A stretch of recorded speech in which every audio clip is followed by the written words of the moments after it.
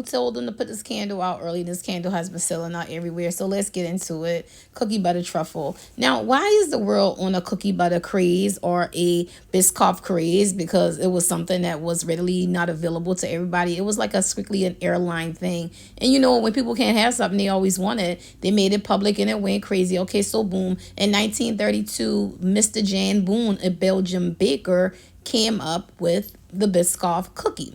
Biscoff is a short for biscuit. Sometimes they call cookies over that way biscuits, and coffee. Hence, you have the name Biscoff.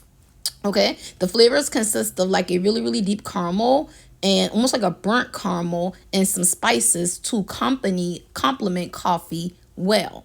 Now, not to be confused with speculoos, y'all. Speculoos is typically the same thing, more on a buttery side, but it's more of a vanilla and spices.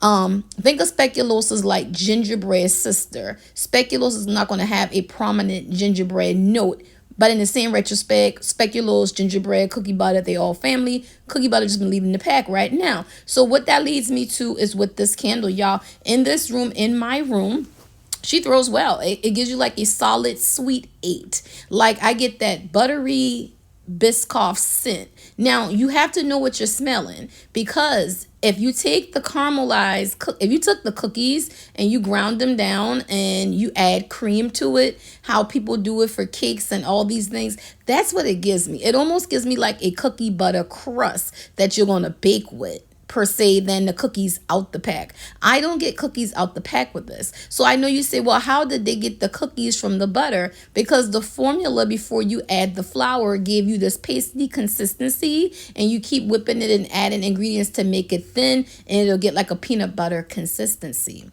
So again, back here in my room, I have to give it an 8 with a medium on projection, because it did not come out of this bedroom in this smaller apartment. Over in the room that's the beauty room, that's the same size of this, it did about the same. Now that room has a door to the back of it, which leads into the bathroom that's connected to it, and it did float in there, so I can give it an 8 on medium. Now out in the open concept, this is a gourmand that I wouldn't want in the bedroom. I just don't see me wanting it there. I got to be in the mood for it. In the open concept, on that kitchen counter, she did good, but it didn't travel. It didn't boom. It didn't knock it out the park for me, coming through that small way that I enter my apartment to where the double doors are. And I thought that it should have, but it did not.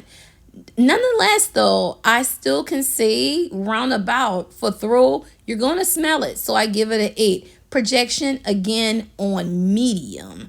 I just thought the way this had been selling out that it was a boom out the park. You can't go wrong with the type of scent. Now hear me out. You can't. It is a good scent, but is it overly strong? No.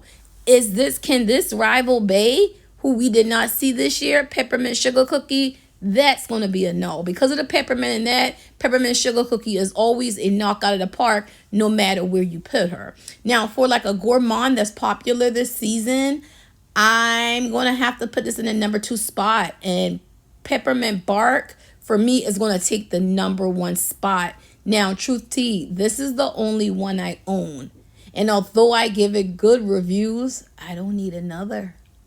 I'm cool where it is. Y'all have a good one.